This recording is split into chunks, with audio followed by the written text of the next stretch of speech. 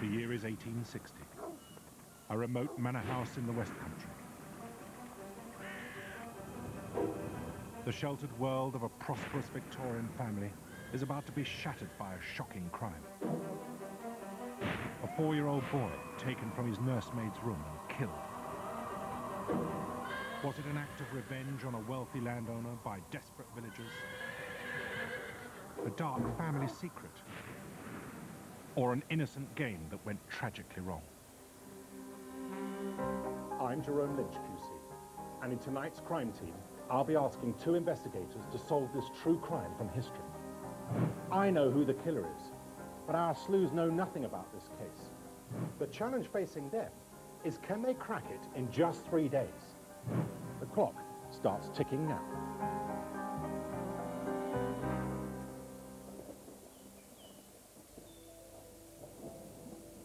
This week's crime brings us to Road Hill House, a sprawling country estate in deepest Somerset. Our investigators are the Tory MP Ann Widdecombe and John O'Farrell, left-wing comedy writer for Have I Got News for You. I wonder what we're going to find here. I'm not so sure we're going to be able to get in this front. Ann's a muscular political fighter with a reputation for strong opinions and straight talk. No, you're just stronger than me. That's right. You remember. As Home Office Minister in the last Conservative government, she dealt with some of the country's most difficult criminal appeal cases. She's a former Shadow Home Secretary who'll be right at home in the world of crime fighting. On the opposite side of the political fence is John O'Farrell. Some local toff. Successful in trade, maybe? John's well known for his best-selling memoirs lampooning the Thatcher years. He's also fascinated by the relations between rich and poor in Victorian England. No, he's obviously some privileged local chap. And John recently described Anne as the one person he'd least like to spend a weekend with. I think it was probably Professor Plum in the billiard room with the candlestick. That's all I've got to go on so far. We'll see if they can bury the hatchet and work together to close this case. Hello there. Hello there. The year is 1860. This is the home of Samuel Kent.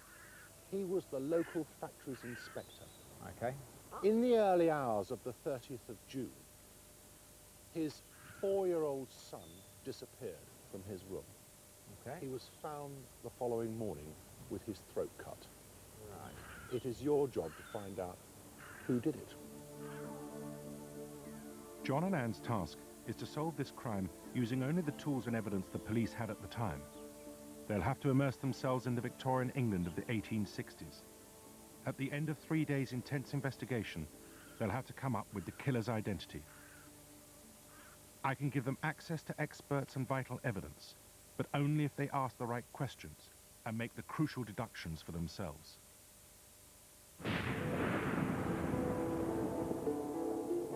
On the night of the killing, there were just 6 people at Road Hill House.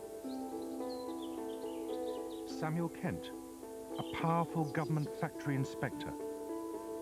His wife, Mary Kent. 2 teenage children, Constance and William.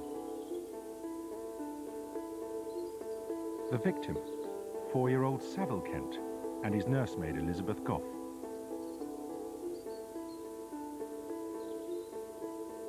Anne and John begin their inquiry into Sewell's killing at the outside toilet where the body was found.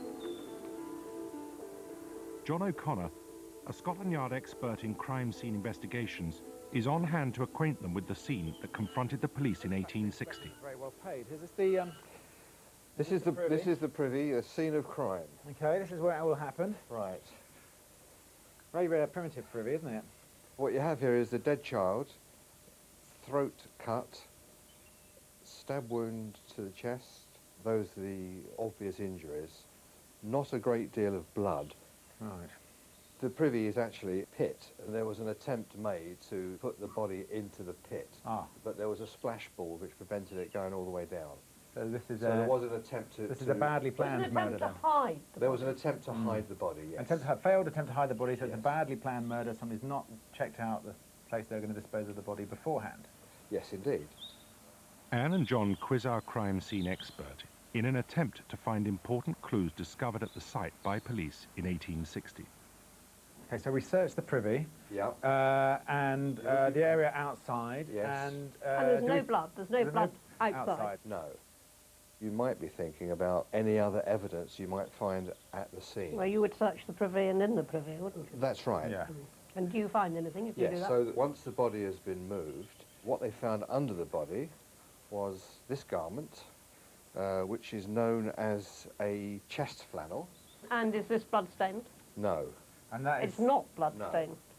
So I am not going to buy a cut throat and no blood, so my first instinct is it was done somewhere else. elsewhere. The absence of blood at the scene convinces Anne the child was killed before his throat was cut, perhaps inside the house itself. But there's another clue. A window found wide open on the morning after the killing. So here we have the French window, which was found open, and if you have a look at the scene there, Ah, some footprints. Ah! That's So what it's an adult footprint. That's about a size 8, I think, or Yeah. size 9. Yeah, that's not going to be a woman, that's a man. Now, this is where you want a magnifying glass like Sherlock Holmes, isn't it? The prints Anne and John have discovered are a faithful reconstruction of a set of footmarks found by police in 1860. This was a whole trail of footprints. whole trail of footprint. Is this a footprint as well? Yes. The footprints that have been found, which have only been found in this room, are only of this type of footprint. Yeah. Yes. Just got one That's set, it. and only in this room, nowhere else in the house. That's right. Does the pattern tell you anything? Yeah. Well, it looks like a hobnail boot to me. Anne can't believe Samuel Kent's son was still alive when he was taken from the house. The child would have been screaming and struggling. If this child had been carried, conscious at any rate, But actually, you could carry a 4-year-old child out of a house without it waking up. no, no way. Yeah, you could. I'm not buying that. Think of the risk for a child suddenly waking up and screaming the place down. But the- I think the murder's in this house somewhere. Anne and John have just 3 clues to help them piece together the events on the night of the murder. A chest flannel hidden under the body, an open window, and a set of muddy boot prints. Now they want to find out more about the people who were in the house on the night of the killing. They head to the crime team incident room at the village hotel to start sifting through the statements taken by police at the time. With no blood, not with a cut throat. I don't buy that at all. I don't even begin to buy it. This is our incident room, is it? Ah, Right. What have we got? Anne begins with Mr. Kent's account of his movements on the morning after the killing. I was woken by the nurse knocking at the door. Fearing that my boy had been stolen, I made haste for Trowbridge in search of the police.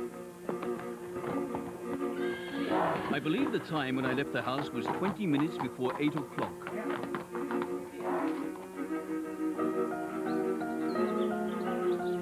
Mr. Kent's daughter, Constance, ran to raise the alarm in the village. She hurried to the vicarage of Reverend Peacock. and that was at 7:45. That was 5 minutes after Samuel Kent left. I was summoned to Mr. Kent's premises by his daughter, Miss Constance. She told me young Master Sewell was stolen from his bed. Upon my arrival at the house, I learned that Master Sewell's body had been discovered.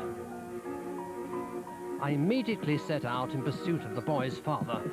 It was shortly before 8 o'clock. I soon caught up with Mr. Kent and told him his boy had been found with his throat cut. Samuel Kent says in his statement that he departed at 7:40. Edward Peacock says that Constance Kent arrived to get him at 7:45. So already there's a 5-minute gap there. Peacock still has to get to the house, presumably talk to the people there, find out what happened. Then he sets off after Samuel Kent, and yet he still overtakes him. Yeah.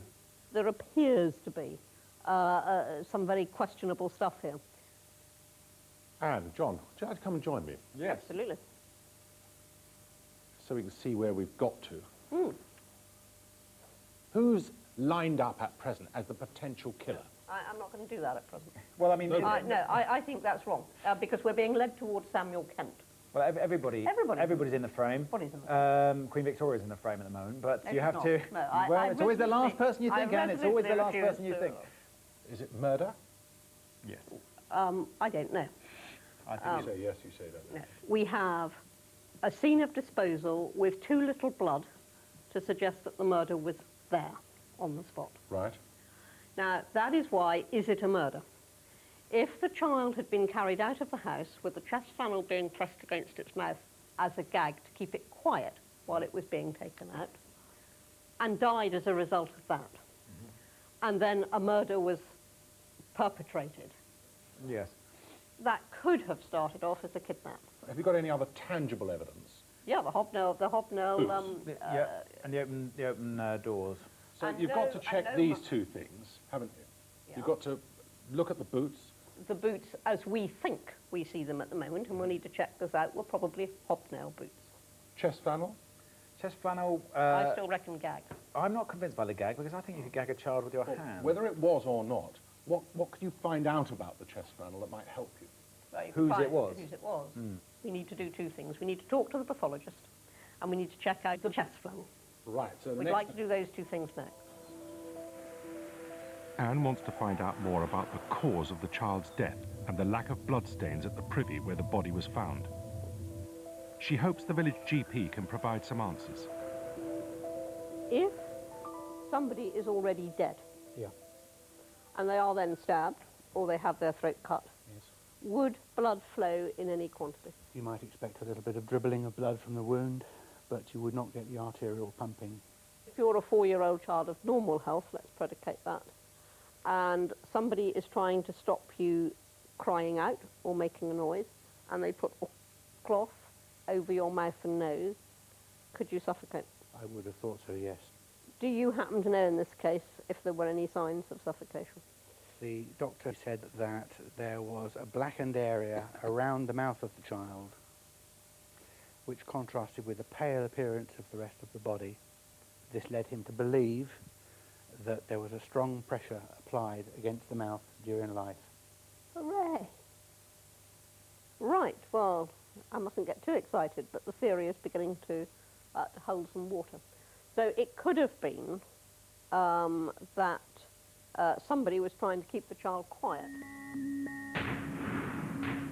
Just as Anne suspected, the child's saddle was smothered before his body was dumped at the privy. Anne's theory about an accidental suffocation during a kidnap is starting to look realistic. Hello there, I'm John. I believe you may be able to help me with some... John hopes the chest flannel and the hobnail boot prints will help to identify the killer. He's gone to consult an expert in Victorian clothing and fashion. looks a bit like a sort of primitive bra, doesn't it, really? There. It's actually It does quilted. chafe quite badly. I've tested it out.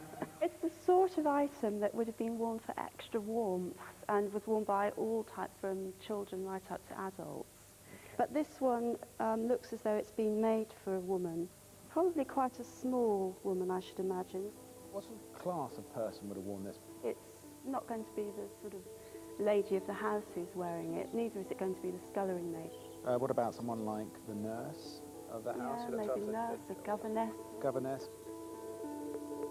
John's found out the chest flannel was a kind of thermal vest worn by Victorians from all walks of life. But the styling on his garment tells him its owner came from the middle ranks of the strict Victorian social hierarchy. Hobnails, would they only be worn by the working classes in Victorian times? Pretty much labouring classes. People were labouring outdoors. Yeah, outdoor staff, that sort Yep. of thing. A bloke like Samuel Kent, rich member of the sort of new aristocracy, really, would be very unlikely to ever be seen in hobnail boots. Oh, definitely, yeah. He didn't wear the hobnails ever. I think people would be very alarmed, if not slightly amused, to see somebody of his status actually wearing a working class boot. Halfway through day one, Anne and John have frustratingly little to go on. A suffocated child, a middle-class chest flannel, and the boot prints of a working man. Our investigators are still suspicious of the dead boy's father. Why was the Reverend Peacock able to overtake Kent on his way to Trowbridge, despite leaving the house a full 10 minutes after the father of the dead child?